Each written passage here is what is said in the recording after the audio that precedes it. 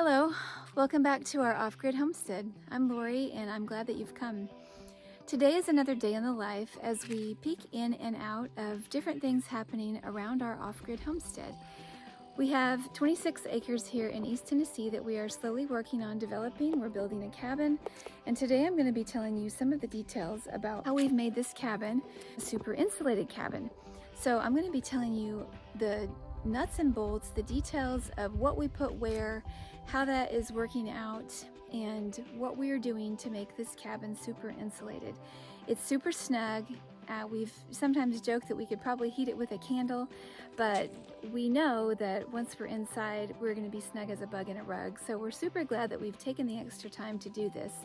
So let's just check in on some of these projects that are going on around the homestead, and you just come along with us and we will see what's going on. But before we do that, we have a little chore to take care of. Today is a work day. Adam and I are here. We are going to tackle a big project that I didn't really want to tackle. We had this foam insulation. We had it stacked up out to the end of our driveway that we don't use very much. And over the course of time, the wind has blown a lot of it into the woods. And so we've got to crawl down, scramble over the hill, find all this insulation and stack it up. And then we're going to haul some of it over to the house where we are putting it under our porch for insulating the floor. We have, you see some of these pieces that blew. We have 3 or 4 inch insulation that we're putting under there. And then we have some 1 and 2 inch that we also have to retrieve. So, day in the life. Got our work cut out for us today. I don't know if you can see down in the woods, it all blew down there. It's all over. We didn't have a tornado or anything, just the weather.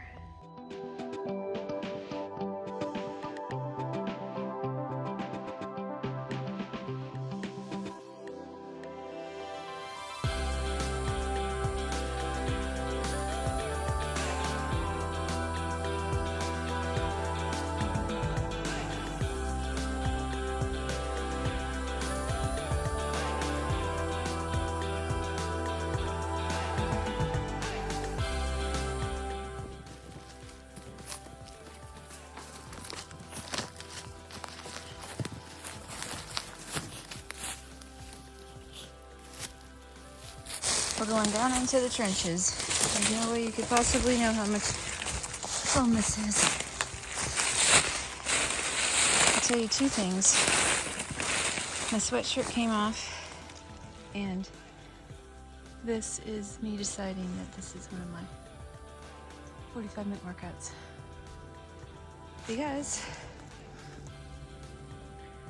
my heart doesn't pound quite as much when I'm jumping on the trampoline as it does when I'm climbing this hill carrying foam. Okay, it's kind of everywhere in the woods here. Plastic got blown. Up there is where our pile is, where Adam is. So we have to hoist it up there. Yeah, I'm feeling the effects of it. Thinking, well, at least it's not heavy. And I thought, well, if it was heavy, it wouldn't have blown. So, good things and bad, but we have good conditions to work in. It's a beautiful day. Out in the woods, got some autumn color. So, I can't complain too much about my work environment.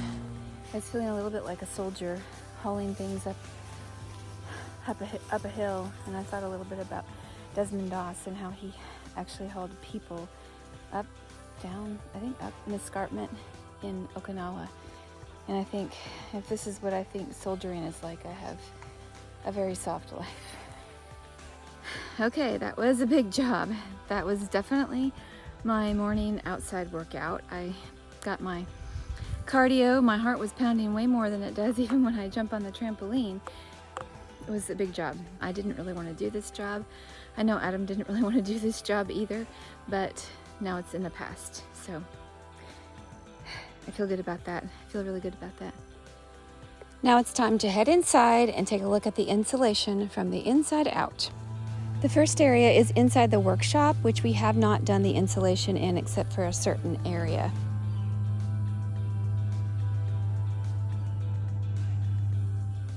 This is down in the workshop area right above our wood stove, and this is the only corner that we've done so far.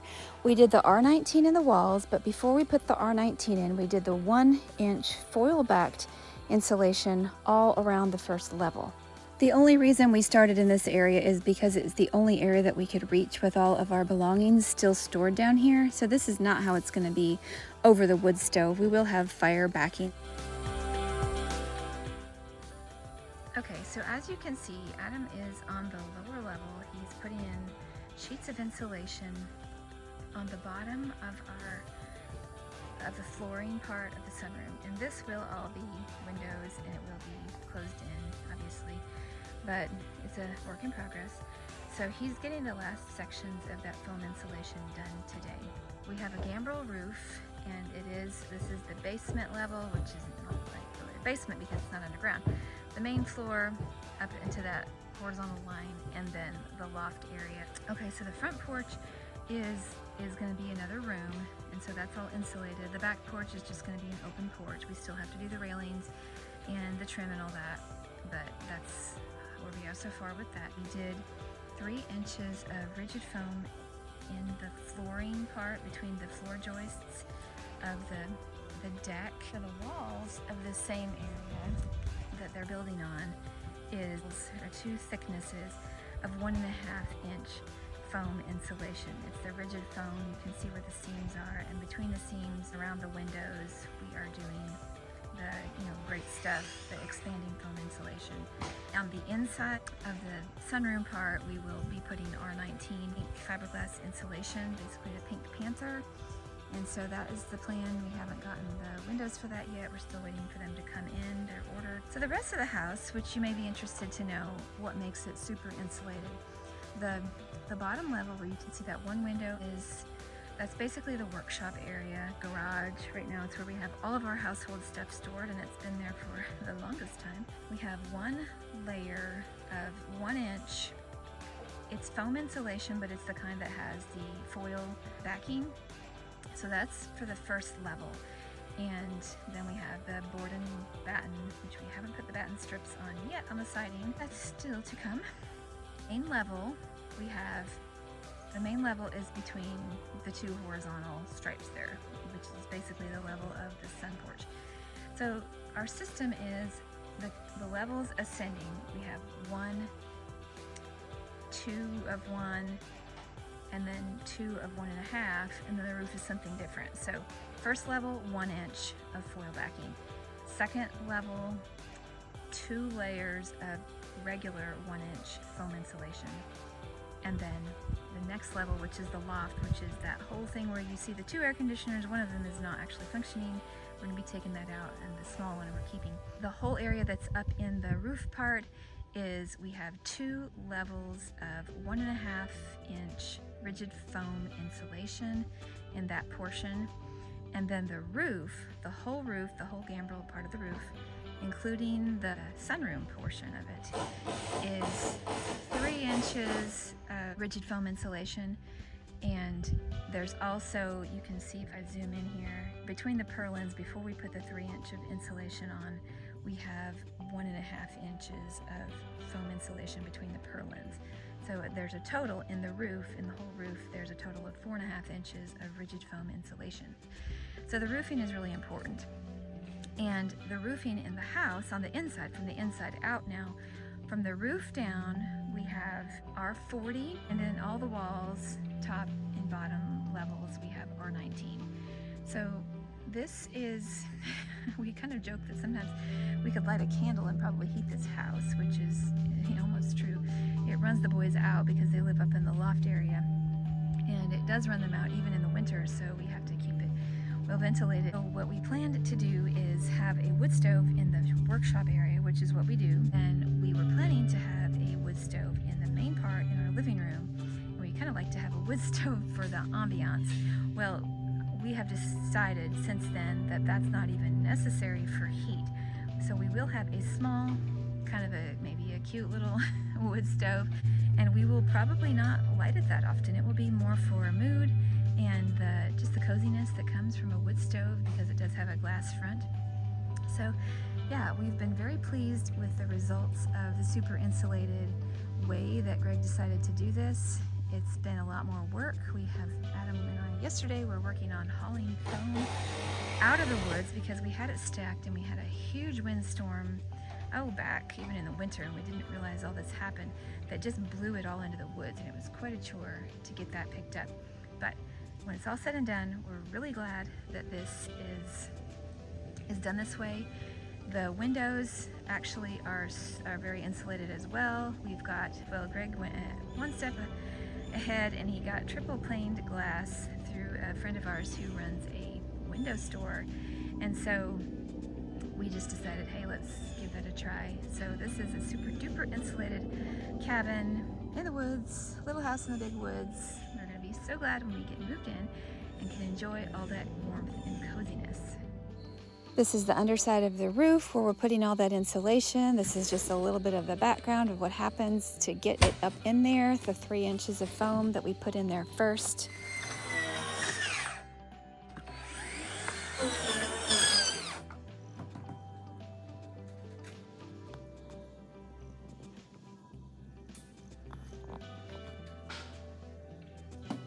Just a little reminder that when the wood comes, everything stops until it's unloaded. Thankfully, we have heavy machinery to make this happen a whole lot easier.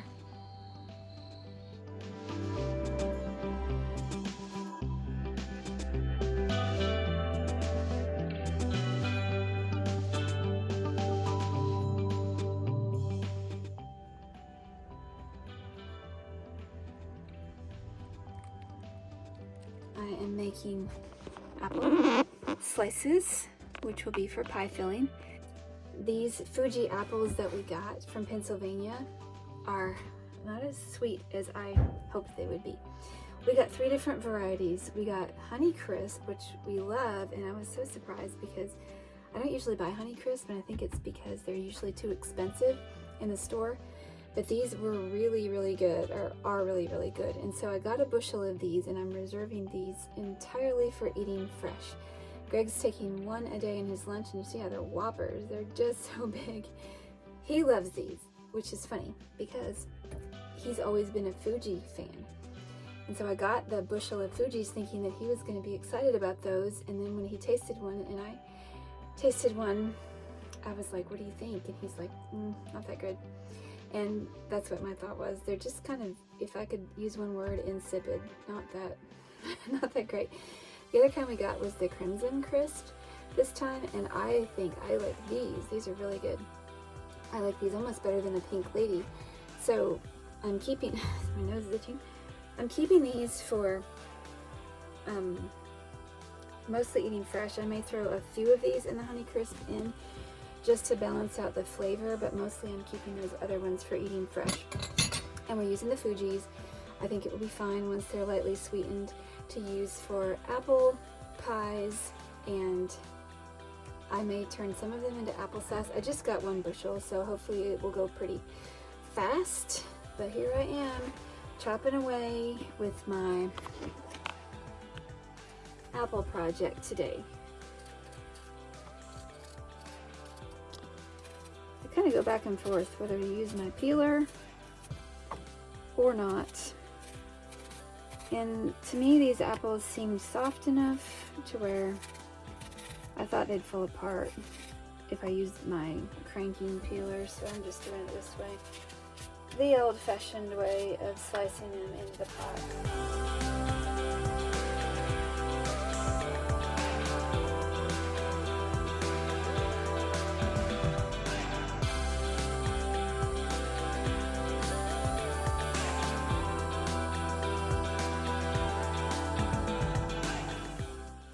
All that insulation that I told you that we put in, which was the 3-inch rigid foam insulation, we are now topping with R13 and the gap filler to fill in every single crack available.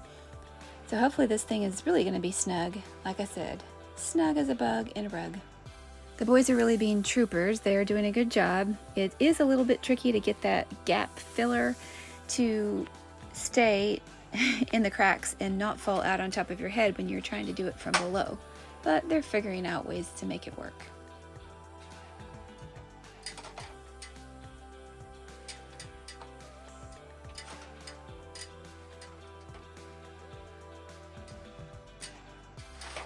Checking back in on my apple peeling process, I have filled my pot almost all the way to the top, so we're making pretty good progress here today.